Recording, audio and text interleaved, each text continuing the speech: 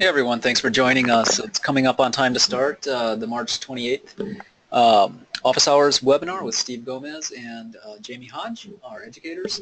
My name is Scott Olson, Director of Marketing. I'll be helping out in the questions panel. The audience is muted. Please direct your questions there. Also helping out in the questions panel is our trading room moderator, Barry Anderson. So before we get started, I have a couple questions just to put up on your screen in front of you. Some of you are familiar with most of these, but a little something different for the first one. Were you able to take advantage of the open house? Did you already have trade ideas and you got to try the AI? Did you get to try the AI and trade ideas both together, or did you were you not aware of, or were you not able to take advantage of that?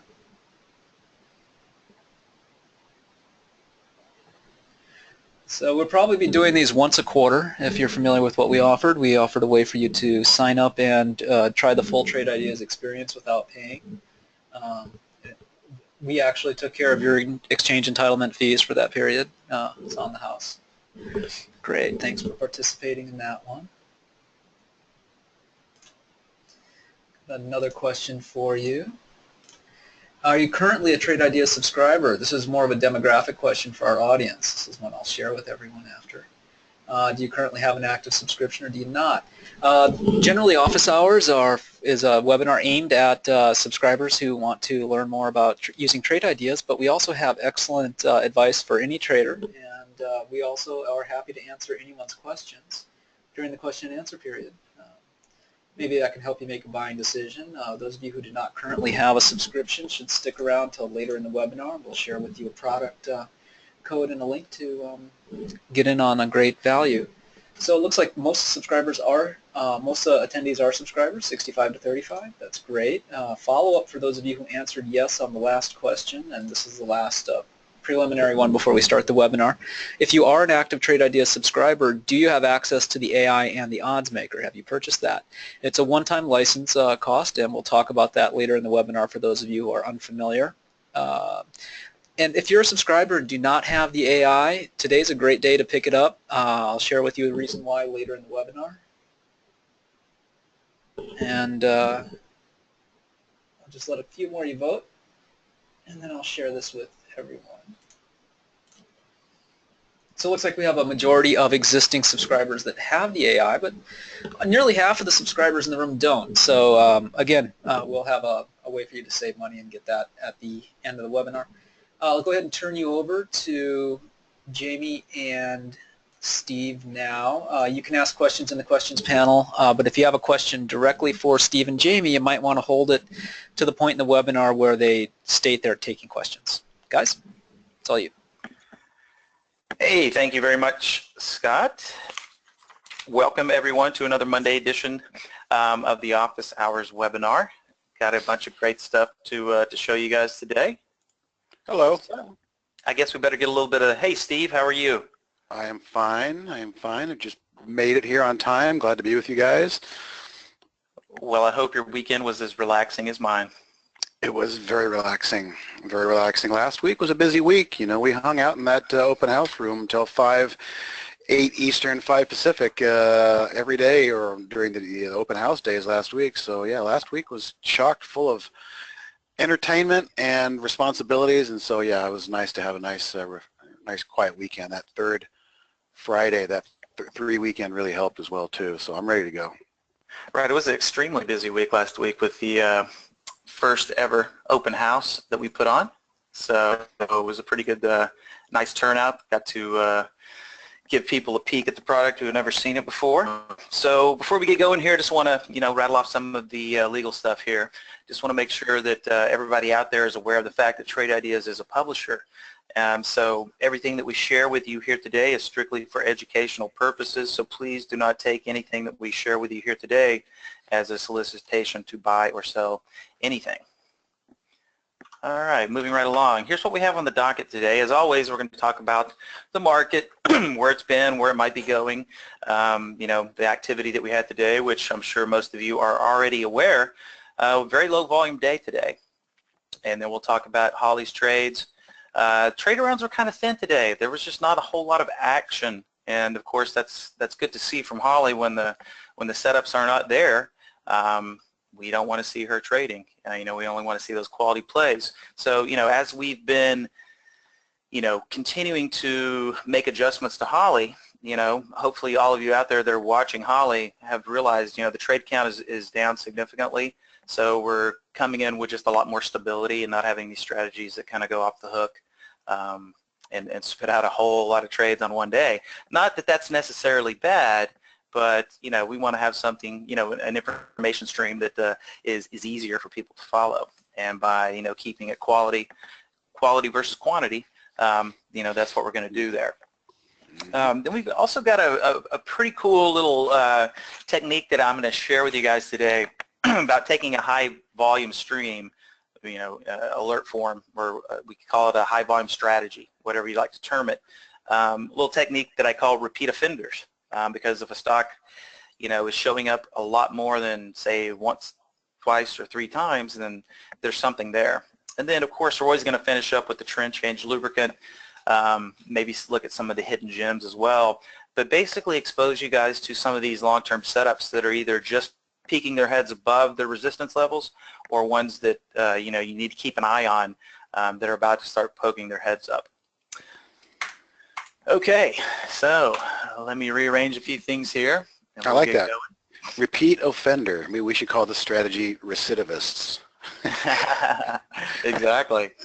All right. So well, let's bring up the market, right? Spiders. Yeah. Let's just take okay. a peek at the activity on the SPY.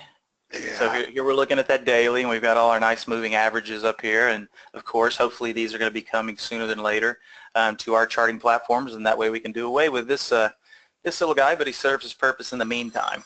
Yeah, there's no ETA yet on the moving averages hard count definitively, but they are coming. But I think it's worth noting just a couple of simple averages. The 200 is very simple, and the 10-day moving average, which I've talked a lot about in the last 2 weeks. But getting back to the S&P here, using the SPY as our guide, I mentioned last time we spoke that if we got too far ahead of ourselves after we poked above that 200-day moving average with a couple of good solid green candles, there really sometimes is nowhere left to go but just back and fill. And if I had to guess, I was going to say that back and fill would probably come back and test the 200. And look at that, almost like clockwork there. Again, it's the same old theory. What was once resistance can become future support. That's exactly what happened in the spiders. So, we're still above the 200-day moving average in the spiders. However, we're not above the 200-day in the Qs. And let's take a look at that, because this is something I am going to be watching. Qs are kind of lagging here. They were a good upside mover the last year and a half, 2 years. A lot of tech stocks were really leading the way and dragging the Qs higher. But they're having a hard time as an ETF here, kind of following what the Dow and the S&P have been doing. So in this particular case, the 200-day moving average is a perfect flat line, which one makes for very difficult trading because you have no real edge in terms of an underbiased pinning of bias to the upside or downside. A flat 200-day moving average usually means stay away. So if this was a stock and I was looking to try and give an opinion on this stock, I'd probably just say stay away, because of flattening. A flat 200-day moving average really has no edge either way. It could go either way. But my point from bringing this up here again is to keep an eye on this. If this QQQ cannot get above that 200-day moving average, I think personally it's going to become a bit of a drag on the rest of the market. So the market's kind of waiting for the Qs to get through the 200-day and see if the coast is clear for another push higher.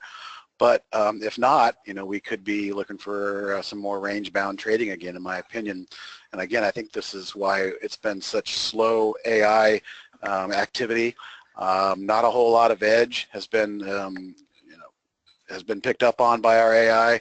There haven't been a lot of trades. There hasn't been a huge amount of direction like we had the prior week. So it's where we are right now. And my bottom line is here, keep an eye on these Qs, because if they roll over and take out last week's low there, I think it's going to be very, very hard for the diamonds and the Dow and the S&P to not take notice of that. So that's my point here. Keep an eye on those Qs. They led us on the way up, and if they can't follow in suit with the S&P and the Dow, and if they roll back over, that's going to be something to pay attention to for the broader market in general. So that's what I'm seeing here in the current market environment that we have. Back to the spiders, and if I missed anything, let's just see here.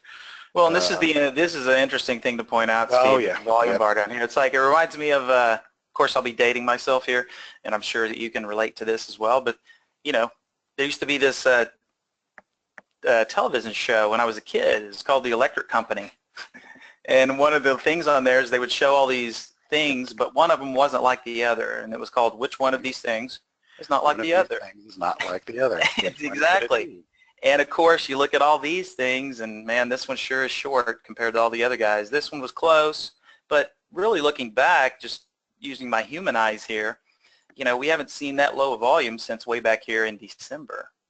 And you know, a lot of these chart patterns that we're seeing now kind of translate into whether it's an index or an equity. And you know, what you were saying about the Qs leading and that resistance level and support, you know, once again, we're getting a drying up of volume, right? So, of course, not necessarily saying we're going to go down, but it always gets interesting when the volume dries up, because when it comes back in, you know, it's look at the last 5 days. I mean, if we want to look at it in perspective, the last 5 days of volume have pretty much corresponded with this lackluster, slow pullback, slow backing and filling, as opposed to the nice power candles we had before that with some good volume behind them. So. You know, some people don't like to look at volume. I'm still in the camp that volume is, you know, where there's smoke, there's fire, and volume is the smoke. And so we got to pay attention to volume on the upside and on the anemic downside. And since you brought up Electric Company and dated me, do you know who was singing that? Do you know who was singing that song back in the day? One of these things is not like the other. You mean when it was actually on? When it was actually on, it was Morgan Freeman. Remember Morgan Freeman? Remember he got his start in acting on The Electric Company. Amazing. I did not know that. Yep. Look it up, Mr. Morgan Freeman. I'll have to go revisit. Yeah. So. All right. Yeah, all right. Exactly. That's our big 1,000-foot view looking down on the market. Let's get into some more specifics on our docket here. Right. And the activity that Holly spat out today is only reaffirming that the volume is anemic at best, because here we had the hopper for today. And we had a nice little assortment of longs, 1, 2, 3, 4, 5, 6, 7 longs and 2 shorts. And we can see here the trade count cumulatively, what are we at, 7, 8, 11, and 14 trades generated through Holly today. Actually, if I pull up the all trades plotter, now first off, there's one thing that will probably end up being eliminated from the trade count, which it came from good old Abe's penny plucker, which isn't accounting for that much of the P&L anyway. But just in case anybody was wondering, CBX was triggered today, and it's not really a stock. It is a, if you can see where I'm pointing my mouse up here to the top of the chart, it is the NYSE ARCA test symbol. So that one will be removed from the sample today. So we actually had one less trade than the total count that we're seeing right now. But having said that, and we look at the closed P&L, open P&L, you know, we were down 65 cents on that trade count in dollars, or almost 10 basis points. So, you know, typically the Monday after a long weekend or a holiday, or whether the holiday fell on a Monday and we're looking at the Tuesday, you know, that's notoriously low volume days. You know, everybody's getting back from their vacays, all the traders got to get back from the Hamptons and blah, blah, blah. So, you know, it's definitely no guarantee of what's going to happen tomorrow. Hopefully, we've got a little bit more volume, because that always makes for more opportunity for we traders. But looking at the potential that was left in some of the trades after Holly called it on her timed exits, we focus on the non-exit profit column. And a lot of the times when we have a lot more activity, you'll see, okay, when Holly got out, she made 50 cents, but if you would have stayed in, you would have made $1.50. But when we're looking at the differences today, hardly any variation. You know, 7 cents here, about 7 cents there, maybe only 5 cents there, and then a whopping 36 cents could have been milked additionally out of tap, which, by the way, on a low volume day today, I mean, the entry in tap was just pretty darn good. Up there, and then we got the downturn. Of course, you know, on the, I believe that was a 60-minute hold time on the fade to 52.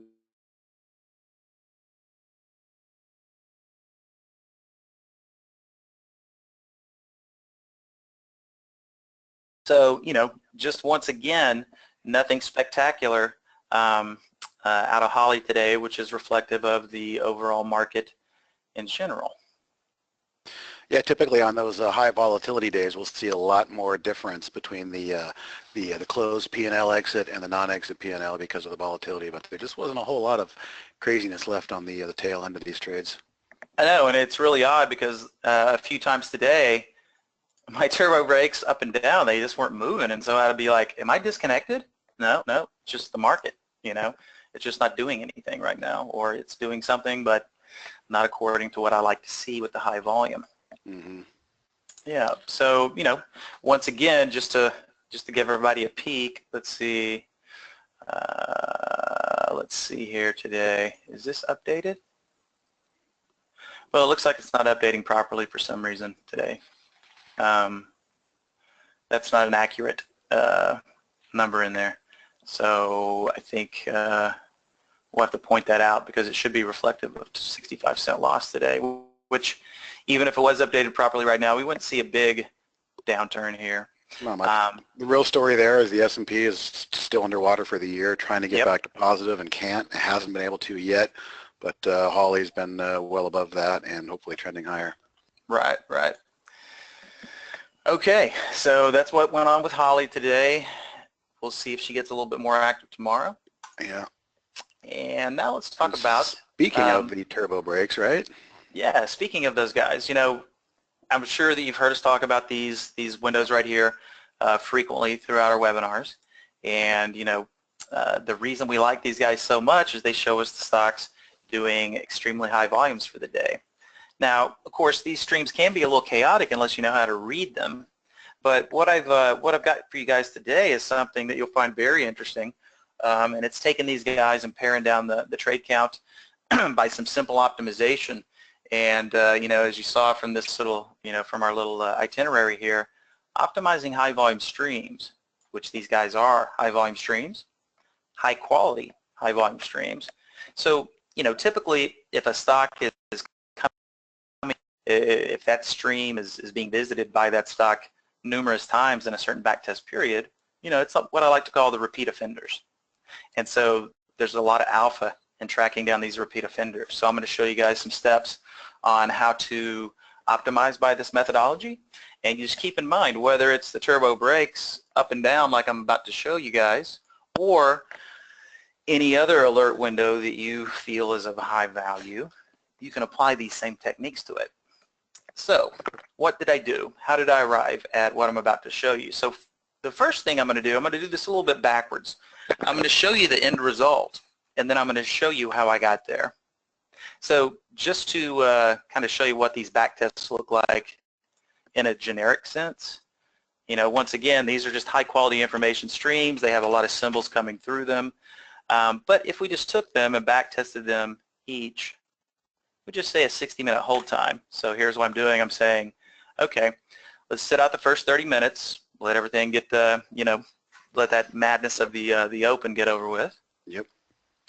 We'll just leave it wide open here, because a lot of the times we don't want to pin ourselves into a corner by saying, okay, let's stop here, because we just don't know what the, I guess for lack of a better term here, the fertile times might be.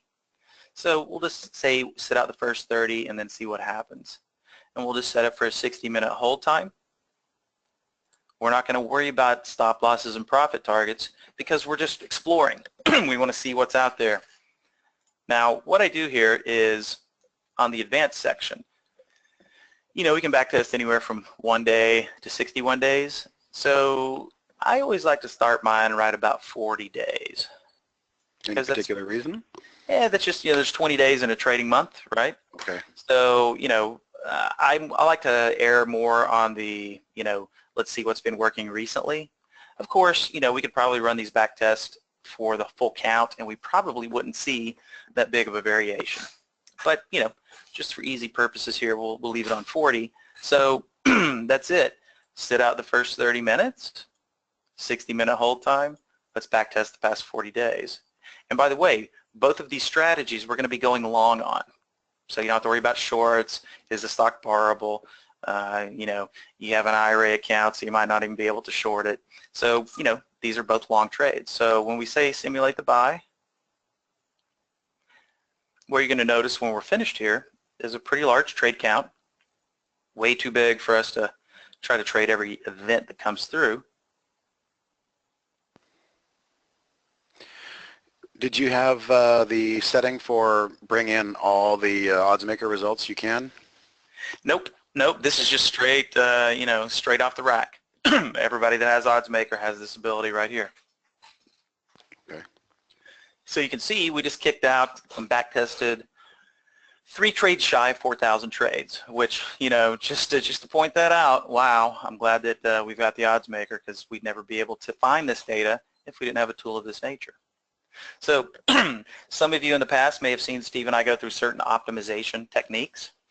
For those of you who have never seen this before, when we go to optimize, the optimization tab here, we've got 4 different categories in which we can attempt to optimize. By price, sometimes, you know, there are some price categories that might not be conducive. Time of day is always important as well. But for this back test and this technique, we're going to be focusing on the repeat offenders, so we're going to look at the symbols. So right now it's showing me the top 10 symbols that have come through this strategy having just 1 occurrence in the past 40 trading days. So what I did is I said, okay, 10 might be a little too few. I want to see the top 20 stocks having a minimum occurrence in the past 40 days of 3. All right, so here's the list right here. So here's the list. So what I did is I just highlighted like so. Yep. And of course, right now in this panel right here, we can't just highlight the symbol column. Hope maybe we can get that changed in the past. So right now what we have to do is highlight this whole bank right here. Now before we move on, just want to point something out. There's a setting, if I can remember how to get here. Okay, so yeah, that's right. Okay, so if we go to Tools and we click on Options, if we want to highlight and copy information from trade ideas, whether it's an alert window or the backtest module, we want to make sure that we don't have this checked. Uncheck highlight grid row upon selection. Once you do that, then you'll be able to highlight all this information like I'm doing. And if you're in an alert window, you can just highlight the symbol row. Mm-hmm. Otherwise, it won't capture all that information. So once we do this and we highlight all this info, oops, you can't right-click and hit Control-C, which is just what I'm trained to do. I'm so, you know, used to doing that. What we have to do is hit Control-C. Once we hit Control-C, we've copied all that information, and then all we have to do is pop this into a spreadsheet by right-clicking and pasting. And then from that spreadsheet, you can easily just click on the grab the symbols. on the grab and copy those symbols off for easy pasting, right? And then what we do is we just simply use symbol list by coming to Tools, Symbol List. We create the list. You can see I created both these lists today. We've got usual suspects and usual suspects 2. And of course, all I did is I right-click and paste. And then all these symbols go in there, no problem. It will also get rid of any duplicates that you have in there. So see, I've created 2 new lists, 1 for each of these guys. First we did turbo brakes down, and then we did turbo brakes up. So this is what the general backtest looked like. So then when I come to the optimization tab, show me the top 20 having at least 3 occurrences. And by the way, this is just where you know, there could be even better results to be had. Maybe if we increase this list to 4 occurrences. What about the top 20 with 8 occurrences? Then you'll start to see a little degradation. So for this purpose, what I did is I just left it on 3. Top 20 having at least 3 occurrences. So then what we have after that, I'll bring up the 2 windows after this process has been implemented.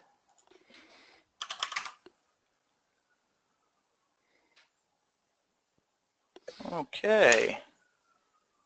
Am I misspelling here? Yeah, you did USA. You had USA, not UN. No, you did it again. You got to do UN. Oh, well, see, that's my dyslexia kicking in. There's your, Okay. yeah. No. This is usual suspects. Oh. Oh, okay, never mind. See? But you've spelled it. You spelled it wrong. Oh, okay. There's no I'm un. confused. There's no un. There is no un. Okay, so here we have turbo brakes, up, usual suspects. I'm like, I saved this to my cloud. How could it not be there? But as we see, it was user error and had nothing to do with the system. Okay, so we got the up version. Now we'll get the down version. We just had to, let's see, that's the up, and now we got the down. Okay.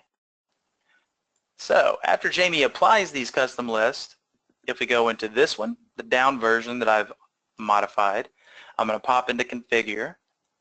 I'm going to show you symbol list, only the following list, and it's pointed to usual suspects 2. Perfect. Okay. So now when we, and of course this one is on usual suspects, the first list. So now when we go to backtest, once again, 7 start time, 60-minute hold, no profit targets or stop losses, 40-day backtest period, buy.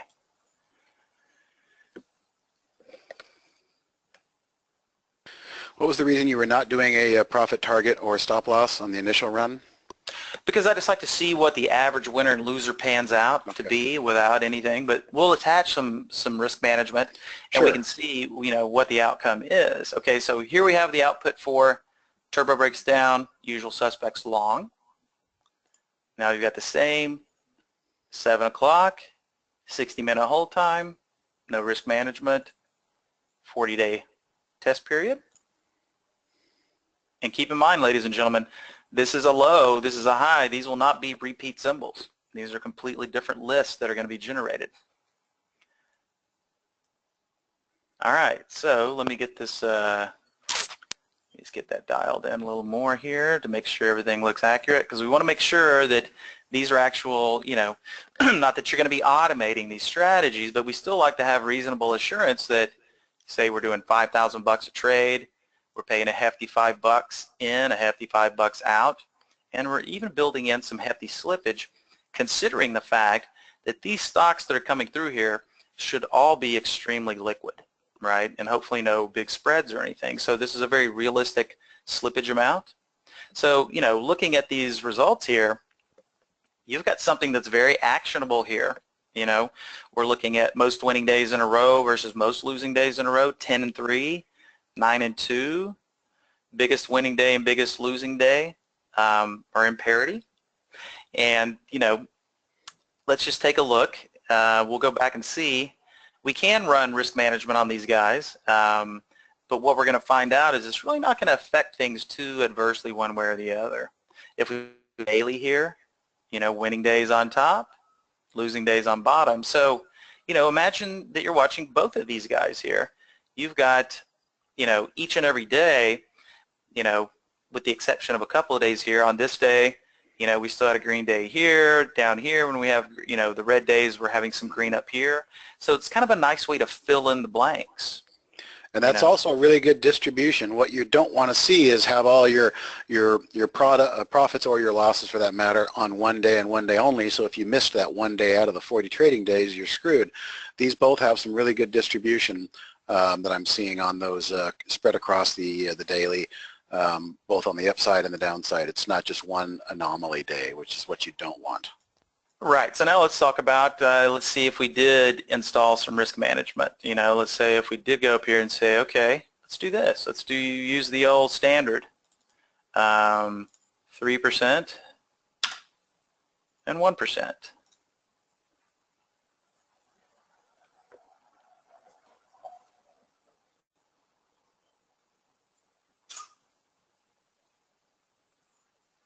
And by the way, 1% is a pretty tight stop in today's marketplace. So you can see it's going to knock things down significantly, but still, you know, still not too shabby. And the daily still not too bad either. You know, of course, there's lots of different ways we can try to distribute risk. You know, if we used, let's not cap the upside, but let's use the smart stop. Would that be better or worse than using the old 1 and 3%? To me, it looks like it's going to be a better success rate. So once again, ladies and gentlemen, this is the beautiful thing about the odds maker. You know, a lot of people get stuck in the old traditional ways. Let's use 1 and 3%. Well, that might do the job, but then again, we can see between average winner and loser, you know, we still have almost a 2-to-1 here and almost a 2-to-1 here, but we've got a much higher success rate using our proprietary smart stop and not capping the upside. And every stock has a smart stop based on its implied volatility, its daily range, its volume, and things like that. So it's a secret sauce, a formula that the AI uses to give to the trader as an alternative, like Jamie said, to just using the traditional 1 and 3. The smart stop will vary just based on many different conditions, based on the stock, the volatility of the stock, the implied volatility, etc. Absolutely. So, okay, we're seeing everything that happened in the past today, but Jamie, if I was watching these ticker windows today, what would I have seen? Well, that's a very good question, Jamie. Let me show you. Okay, so remember, we weren't taking any trades until after 30 minutes into the open, which would be, let's see, or actually, yeah, for me to be right about 7 o'clock. So basically this is, excuse me, yeah, 7 o'clock. But if we look at the history,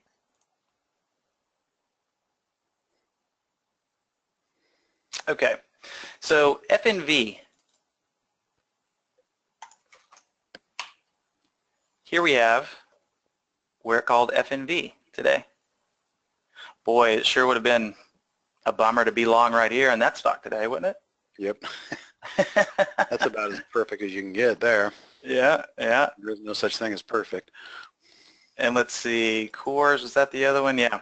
And from the upside one today, and you can see, you know, they're not spitting out a whole lot of trades. So that's the FNV, the last one from there. The Coors at 8.15 was right here. You know, it threw a little bit of a wiggle, but clearly lots of upside in that one today too. There's a good question from Richard we could probably identify at this moment. He's asking, is the turbo breaks down unusual suspects different from the turbo breaks down from the previous seminars? And you went through a little exercise there. It's probably worth reminding again how we got there. Right. So just to recap, and I know that, you know, I'm rattling this off and, you know, trying to take my time, but I still have to realize that if you're not used to this, it might take a couple of times to kind of absorb the process. So let me go through it one more time. So yes, these are different. These are modified versions of these guys. These are what I call the usual suspect versions of turbo brakes up and down because, you know, once again, let me just run that bulk back test.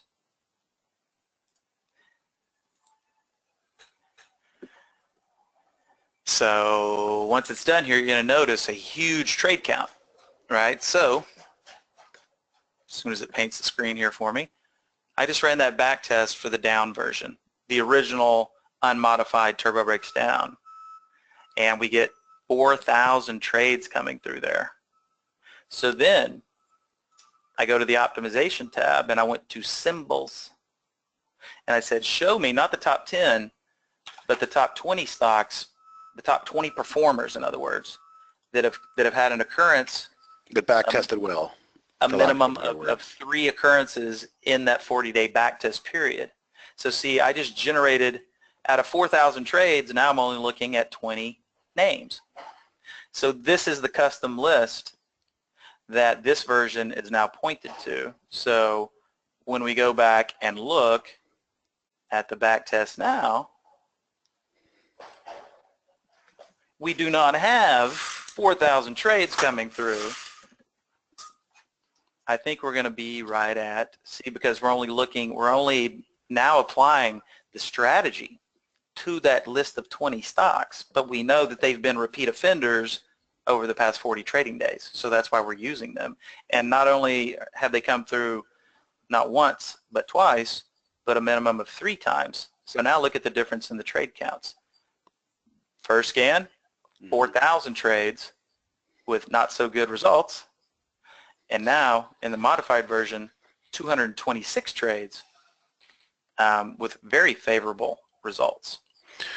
Hey, go ahead and close that window with the 3,000 run, the 4,000 runs real quick, because I thought I saw something earlier that maybe I missed or maybe you didn't. On the optimization of the time, it looked like there was some more optimization that could have been done on the time of day.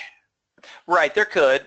You know, I just wanted to give people, you know, when you first come up with an idea and your first run looks this good, well then, you know, that's the first step. So just as with any gem that you pluck, sure, there can be additional polishing that can be done, you know, and once again, we can do it by the symbol or we can do it by the time. Okay, let's do it. Let's yeah. do this since we got everybody here, because you got a nice looking steak there with a lot of fat on the bottom that we could turn off. Exactly. And that's the methodology here. So if we at 7 and we end this at 9:29, in theory we should have a better summary than we just did. So let's rerun it with those parameters and see how much we can improve it.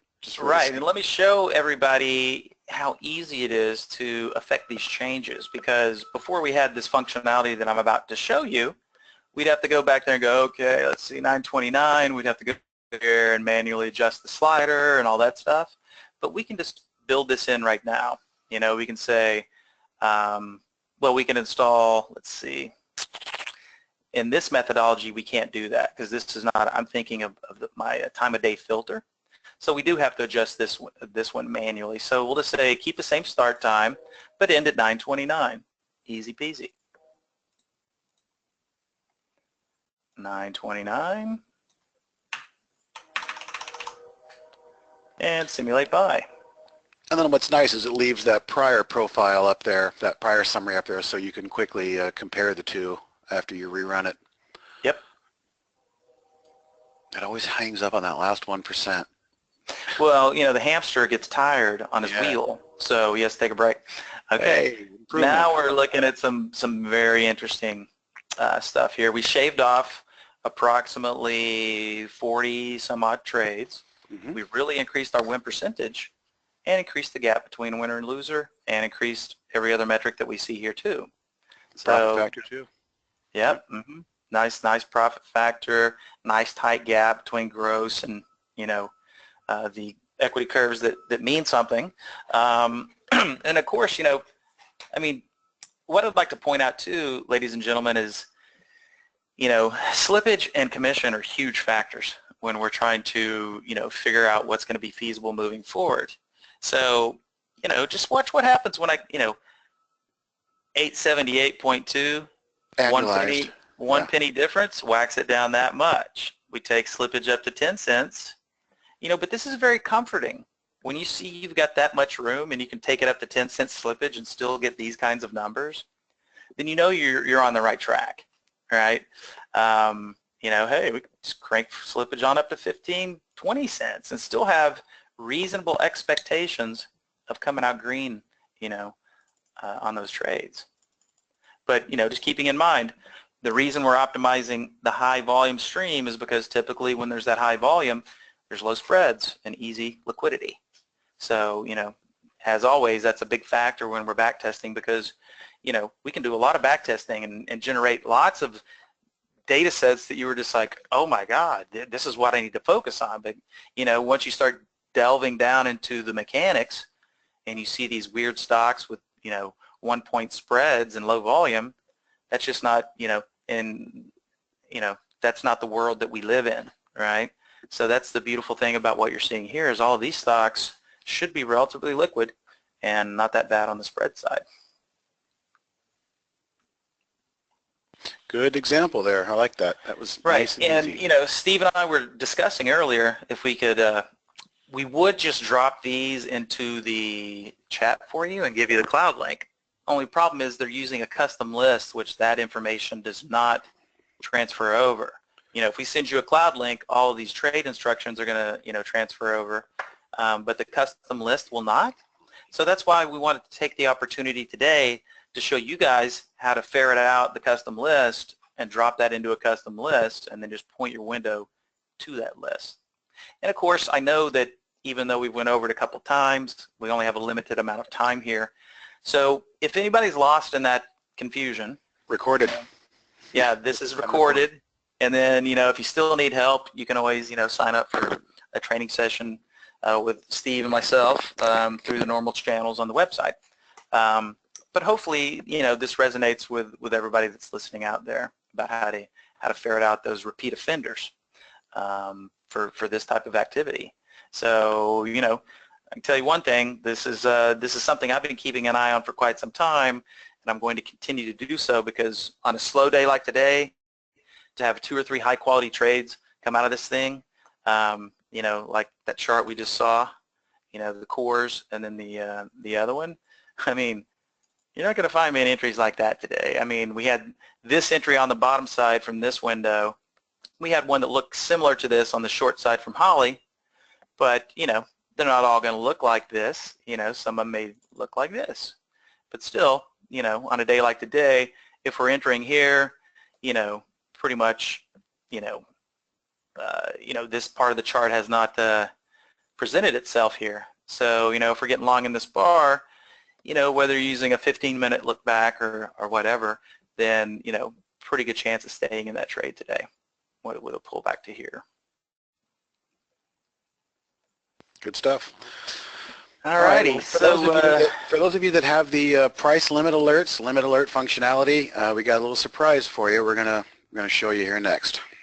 Yeah, because in the past, what we've done is we've pulled up our good friend here, the trend change lubricant, in order to highlight some of these stocks that are either meeting the criteria or are about to meet the criteria. And then every once in a while, Steve and I will stumble onto one that isn't showing up here yet, but just because we're so used to seeing the pattern, we can tell that it's about to start showing up. So sometimes we can kind of get a jump on the gun, get a jump on everybody. So as opposed to, looking at the list itself, because we're looking at the list after the market's closed today, we're only seeing this amount of symbols. Or we could go back in time and look at 5-minute intervals, but that's a little cumbersome for the limited amount of time that we have today. So what Steve and I did is we went through the entire list of everything that showed up on here today, and we handpicked what we think are the gems. And what we've done, if I can just get rid of all my windows here and find what I'm looking for, bear with me, make it easy for you guys. Voila. Okay, Steve, can you see this? Yes. Okay. Steve, you want to give them the high level on this, what we did? Well, we essentially went through and found some setups that we like. Some setups are to be above the current price as a breakout. Some setups are a pullback to a more palatable level for risk pullback type alerts. And I guess, the best thing to do is probably just go through each one of them. We got a quick handful of them here. We'll talk about our reasoning and our biology and our thoughts behind why we picked these and why we picked these levels for alerts. And then when it's over, for anybody that does have the limit alert functionality, remember this is shareable through the cloud, so we can actually share this link with you and give you guys this working watch list going forward, which has been kind of a popular request lately, so we thought we'd try and start diving into that a little bit. Yep. Okay, so let's just take a look. I guess we can start up here at the top with EVER. And yeah, okay, so EVER, and if for those of you who are used to looking at the trend change lubricant, then you'll recognize this pattern that is starting to emerge. For those of you who have not had exposure to this type of play before, just a little quick high-level overview here. We're looking at daily candles here. And so you can see it finds these stocks that have been pretty beaten down, that are at their lower extremes, but that are starting to reverse trend, start to head back up. So what we do in the trend change lubricant is finding when it's getting close or when it's already popped above what used to be support. So for the EVER, this is a from above alert. So, you know, if the price gets to or pulls back to 1470, then that's when we're saying, you know, you probably want to get in there, because what it closed at today, Steve? It closed above that, and 1487. we didn't necessarily want to throw a chase in there. However, a lot of times when the stock breaks out, you know, from a level of interest, it will return to the scene of the crime. So in this case, it's a little late to chase this, but I think it could be a safe entry to watch the price action if it does pull back to that 1470, which is the level from which it broke out of. And it's important, as I was mentioning with Jamie, I wanted to remind everybody, when these price alerts go off, they are not the gospel. That does not mean grab everything, pull up the symbol, and hit the buy key. Well, no, what that means is, again, put your trader's hat on and watch and see the price action. Did it break out above a level you expected it to follow through on? Well, by the time you pull it up, if it's pulled back down and sellers have jumped back in, more than likely it's probably just, you know, kind of a head fake. But you know, more often than not, when I see a price pull back to a level that I like to watch, again, just because it touches that level on a pullback doesn't mean it's a green light to run in and buy. It means it's a green light to pull it up and study the price action and see what's going on here. Does it want to overshoot that pullback? Is that pullback being met with bids and support? Is there volume coming in at that level of the pullback? And so, again, my point is don't take these as the exact gospel. Just because they pop up on your screen doesn't mean to pull up your account and buy or sell. But watch the price action at these levels to get a feel for what's going on at these levels, to give yourself an extra level of understanding as to what may be going on. Is this just a knee-jerk price pullback that had to be done to run the stops, or is this a real seller in there that's continuing to drive the price down through a pullback entry point? So watch the price action as it pulls up, and then you can make your own decision as to whether you think it's a viable trade. Right, so the takeaway here is, for the ones that are from above, we're willing to get those on a pullback, because, hey, if every time they poke their heads above these short-term resistance levels they continued, well, that would be fantastic.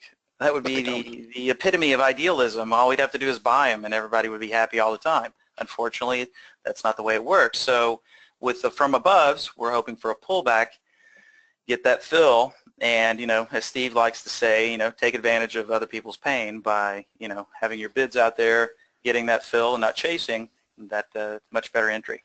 Oh yeah, we've got one of those to talk about, playing off somebody's pain, don't we? We'll get to it. We'll get to that one. Okay. Next one is ISLE.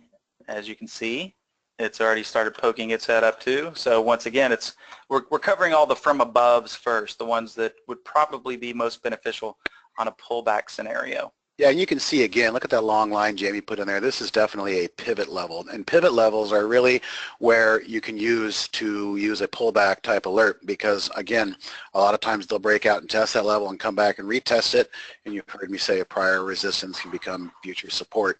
So many times that will happen, and rather than chasing the train that left the station 3 bars ago and then being the one who suffers the jig and the pullback and the stop hunt, sometimes it's better to just realize, well, maybe I missed this one, but there might be a second chance, and that second chance oftentimes comes at these pivot levels. And more importantly, they may come in the first half an hour. You've heard me talk about that a lot. More often than not, I'll see the first half hour of the market opening. You'll see a lot of big wicks down and little mini flash crashes as the algos do their thing in the first half an hour of stop hunting, but they'll at least get to a price level and trigger that level that I'm interested in.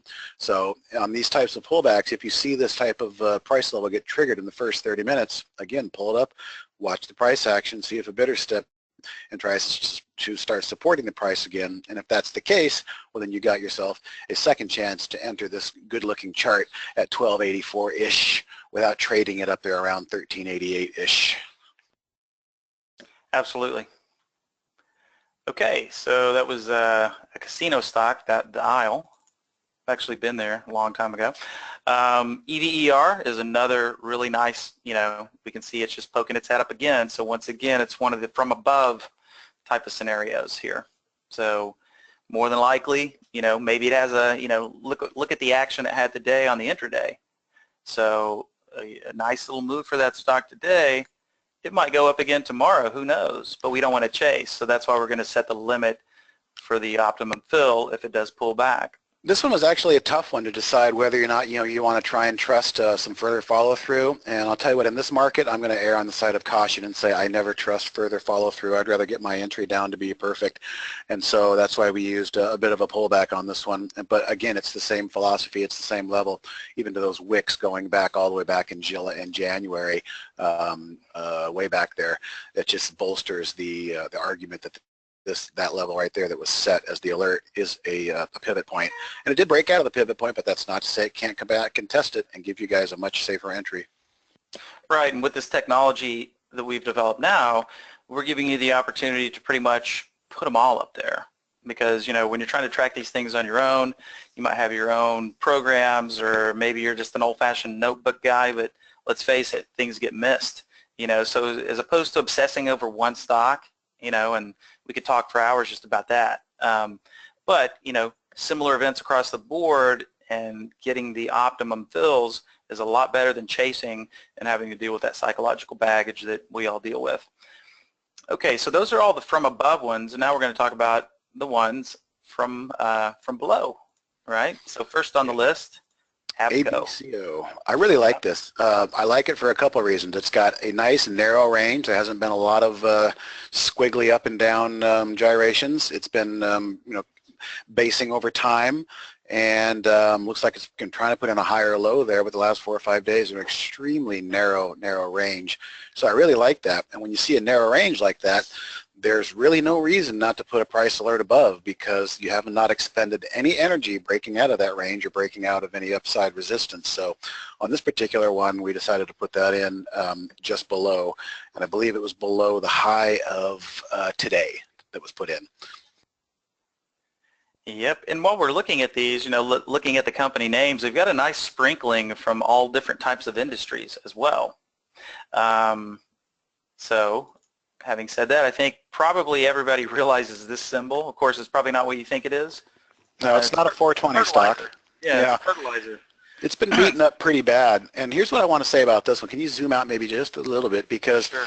4 or 5 days ago, this looked like many other trend change lubricant stocks we were watching and setting up to maybe make a nice move. But again, nothing is fail-safe. Even though we'd like to think that there's a great percentage chance that this stock could move higher, there's still a chance that it couldn't. And so this particular one did not follow through, but not only did it not follow through, it punished the people that took that trade. And now I think it's setting up for a really nice contrarian type entry. I still believe in this stock in the longer term. I believe it's going to do sort of a trend change. Some of the agriculture stocks, if we want to talk sectors, have been doing rather well as of late. And so I really feel like this potash stock is a great opportunity to play off of somebody else's pain. The people that jumped in too early back there got a real big pullback. And if they didn't get stopped out, they're in a lot of pain. But I like the way that thing closed up last week with a nice tail. And it didn't take out the high, but it made a nice tail again today. So if you zoom back in, you can see a couple of nice little wicks on the candles there. Right there. And essentially, I think if this stock can take out today's high, could very well do that tomorrow, even on a gap up, the way that the downside has been denied the last 2 days with those tails. In other words, closing back up close to highs after a good push down. I really feel like this is a play on somebody else's pain, that this is a great entry that can give you a lot more staying power than it is if you try and chase, 2 or 3 green candles on the breakout. Again, sometimes they might work, sometimes they may not. There's no fail-safe pattern. You just got to be prepared for the worst and hope and expect for the best. But in this case, if you missed that particular trade, it gave you a wonderful entry, and it's giving us that wonderful entry here at these levels. But if you want to wait for it to trigger, just for extra confirmation, today's high would be the trigger that is set in there on potash, and I really feel like it can make another attempt to get back up to those levels that it failed at there last week for the upside and more. All right, so this next little guy, the VRA, it's a little bit different. So Steve, this is your baby. Came off of the squeeze I'll talk list. about this one. It did not come off the trend change lubricant. It came off one of the ones that I like to use, which is also looking for some short squeeze plays. And this is at the top of my top list because I am sorting for float, short the float short, short float percentage. This particular one has an over 50% short float, and it is not going down. It continues to go up and frustrate the short sellers. The only caveat I have on that particular top list is that all of the short float squeezes that I'm looking to play, they have to be above their 50-day moving average. And this one is way above the 50-day moving average just as a baseline. So I really like the way this chart is shaping up, and knowing what I know, having a 50% short float in there, these guys have been sitting some pain here for a few weeks now. You know, when is enough enough? At 50% short the float, there's still some conviction in there. Well, once again, we draw that long horizontal line. You can see a big pivot point going way back. Current support has become prior resistance. If this stock can find a way to trade above these recent highs here, knowing that there's a 50% short float of potential energy in there, there could be some more fuel to this fire. So this one's a little different from the trend change. It's already changed its trend, and it's continuing to move higher and continue its trend. So again, this is kind of a special note here on this particular one, special honorable mention, if you will, being 55% short the float with this kind of chart.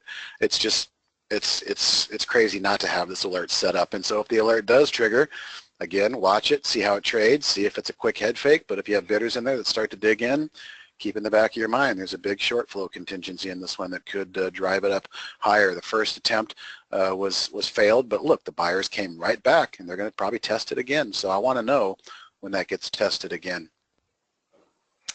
Yes, sir. And then we got a little low dollar stock here, CTCM, which, you know, at first you're like, what? But then when you back that chart out, once again, that classic move. And of course, we've seen several low dollar stocks of this nature wake up one morning and be at 10 or 15. Of course, people that were short that stock, not very happy. But the beautiful thing about plays like this is, even if we look way back here, what's the low there? $1.59. So loading up on a few thousand shares here, what's your risk? It's clearly identifiable.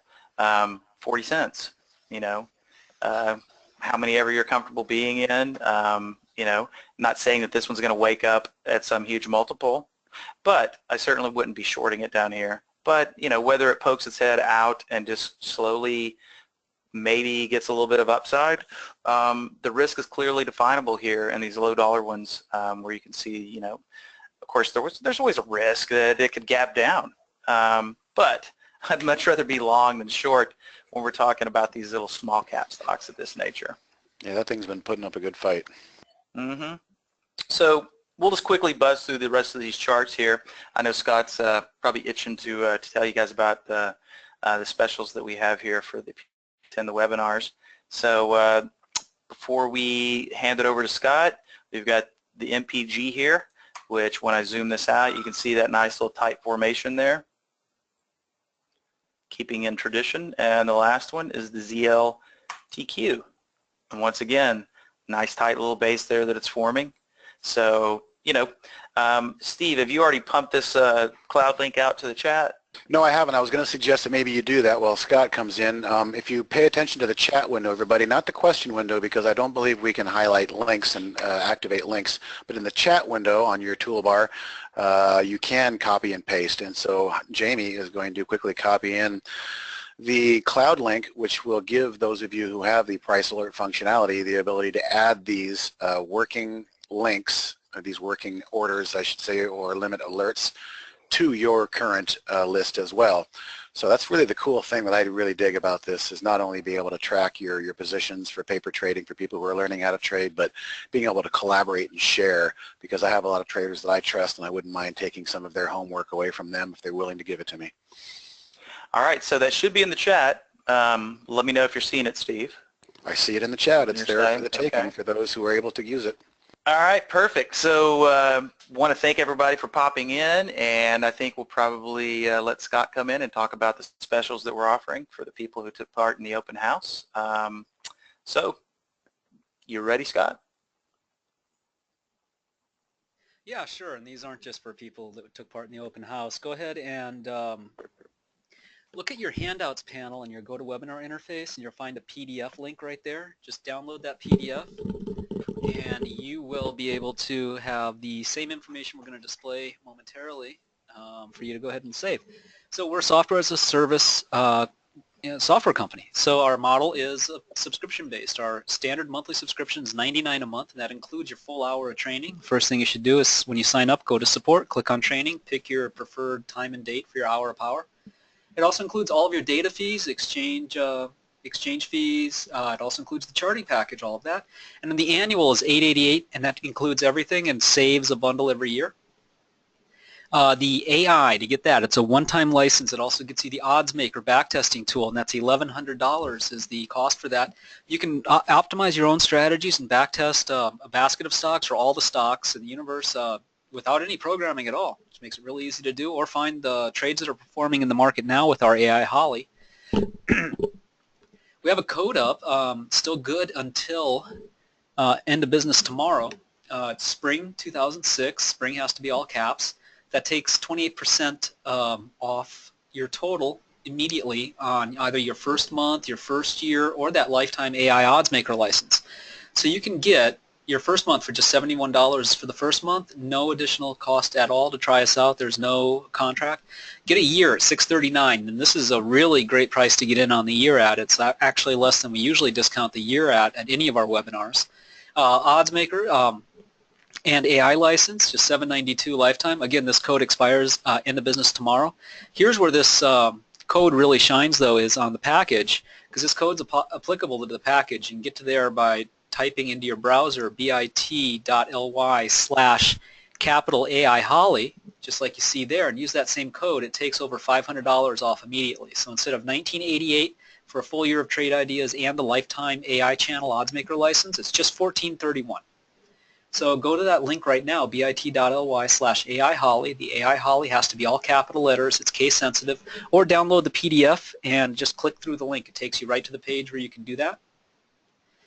And Bill, you asked a question right now. I just happened to notice about grandfathering the price. You're locked in at $888.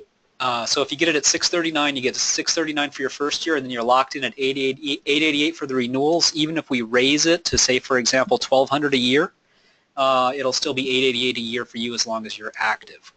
That's what that means.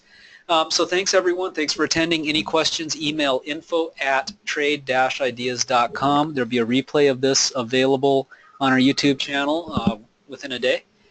Thanks, everyone, for attending. Thanks, Steve. Thanks, Jamie. Thanks, Barry. Cheers, everyone. All right. Thank you. We'll see you guys on Thursday and Wednesday as well. Thanks, guys. All right. Bye. See you next time.